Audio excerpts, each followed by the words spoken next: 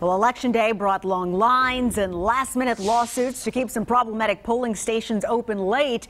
Voting issues have been at the forefront of the hotly contested race for governor. But malfunctioning voting machines weren't the only roadblocks reported by Atlantans who were trying to cast their ballots. So you're not letting two people into the voting station. You're not going back in. You were not in line at 7 o'clock when I Here are walked the door. two things, and I got people inside. There's my bike. Been here for an hour, and I got several witnesses behind me. So you're not letting. Now, one registered voter says he was denied his right to cast a ballot, and he claims the poll worker even called the cops on it. Well, Fox 5's Denise Dillon is live at that polling site in Reynoldstown with more for us. Denise? Yeah, it was here at the Lane Carson precinct, as you said. And that voter, David Lewis, still incredibly upset about what happened. Even getting emotional when he was telling me the story. He says yesterday's election was just too important for him to miss. David Lewis wanted to vote. He says he stood in line here at the Lane Carson precinct in Fulton County for about an hour.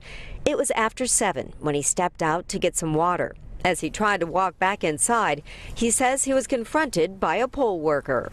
He tells me, "You just walked off the street. You can't come back in here." You're not going back in. You were not in line at 7 o'clock when I Here are walked the door. two things, and I got people inside. There's my bike. Been here for an hour, and I got several witnesses behind me. Lewis says he pulled out his ballot forms as proof and adds others stood up for him. One was poll monitor Aaron Wilder. I spoke up to let the poll worker know that I saw him come out of the line, that he hadn't walked up from the street, and in fact his bicycle was behind the poll worker on the porch. Lewis claims he walked back in anyway and stood in line.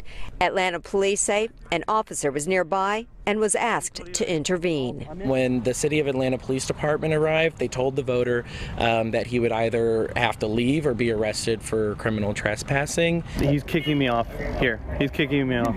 Is that right? That's absolutely correct. All right. I contacted Fulton County about what happened and was told they're still gathering details.